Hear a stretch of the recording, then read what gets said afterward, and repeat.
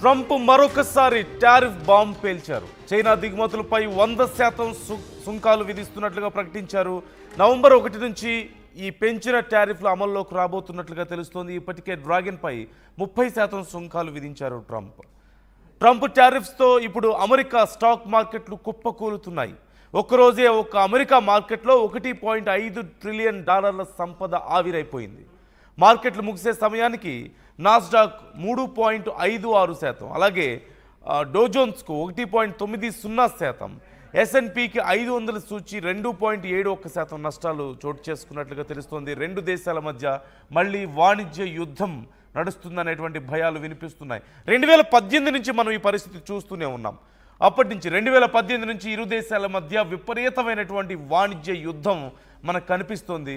ఒకరి మీద ఒకరు ఆంక్షలు విధించుకుంటూ, ఒకరి మీద ఒకరు ఆరోపణలు చేసుకుంటూ వస్తున్నటువంటి పరిస్థితి కనిపిస్తోంది. అయితే ఈ మధ్య భారతదేశం మీద ఎక్స్ట్రా టారిఫ్లు విధించిన సమయంలో, అదే సమయంలో చైనా మీద కూడా టారిఫ్స్ విధించారు. ఎందుకు? రష్యాతో వాణిజ్యం చేస్తున్నందుకు గాను. మన దగ్గర కంటే, భారతదేశం కంటే చైనానే అత్యధికంగా రష్యా దగ్గర నుంచి ఆయిల్ కానీ ఇతర గ్యాస్ కానీ కొంటుంది. కానీ ప్రకటించారు, కానీ చైనా మీద ఆ టారిఫ్లు అమలు చేయలేదు.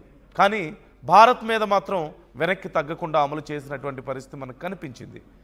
ఇప్పుడు చైనా విషయంలో 100% టారిఫ్లు విధిస్తున్నాం చైనా ఇంపోర్ట్స్ మీద అంటూ ప్రకటించారు. దీనికి కారణం ఏంటి అంటే, దీనికంటే ముందు చైనా కొంత స్ట్రిక్ట్ చేసింది. చైనా నుంచి అమెరికా కొన్ని రేర్ ఎర్త్ మెటల్స్ని కానీ, లేకపోతే పర్టికులర్గా కొన్ని ఎక్స్పోర్ట్స్, ఈ రేర్ ఎర్త్ ఎక్స్పోర్ట్స్కి సంబంధించి కీలకమైనటువంటి కొన్ని మెటల్స్ లేదంటే ఇతర కెమికల్స్ని ఇంపోర్ట్ చేసుకుంటోంది ఈ అమెరికా. ఈ నేపథ్యంలో చైనా వాటి విషయంలో చాలా రిస్ట్రిక్ట్ చేసింది, చాలా కాస్ట్లీ చేసేసింది, టారిఫ్లు పెంచేసింది. ఈ నేపథ్యంలో అమెరికా సైతం ఇక తిరిగి చైనా మీద రియాక్షన్ చూపించినటువంటి పరిస్థితి కనిపిస్తోంది. మనందరికీ తెలిసిందే, అమెరికా ఈ రేర్ ఎర్త్ మెటల్స్ని చైనా నుంచి అలాగే రష్యా నుంచి కూడా ఇంపోర్ట్ చేసుకుంటుంది. అంటే ప్రపంచ దేశాలకు చెప్తోంది మీరు రష్యాతో వ్యాపారం చేయొద్దని, కానీ అమెరికా చేస్తుంది అదే పని.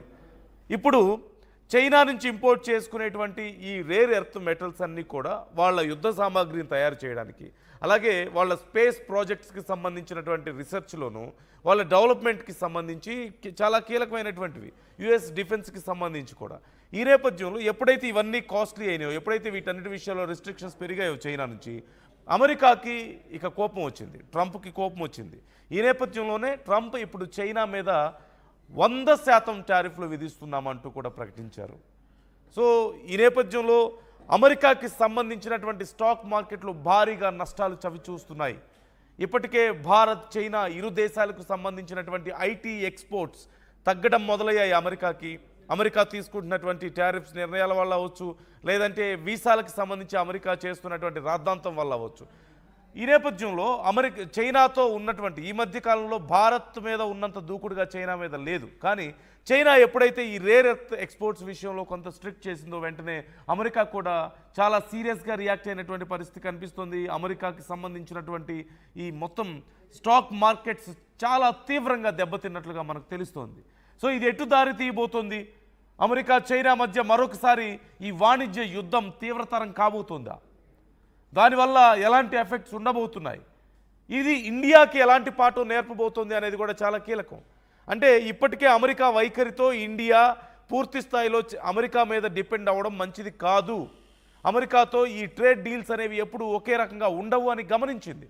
అట్ ది సేమ్ టైం మున్ముందు పూర్తిగా మన స్వశక్తితో మనం డెవలప్ అవ్వాల్సిన పరిస్థితి ఉంది అనేది కూడా ఇది ఒకసారి గుర్తు చేస్తోంది.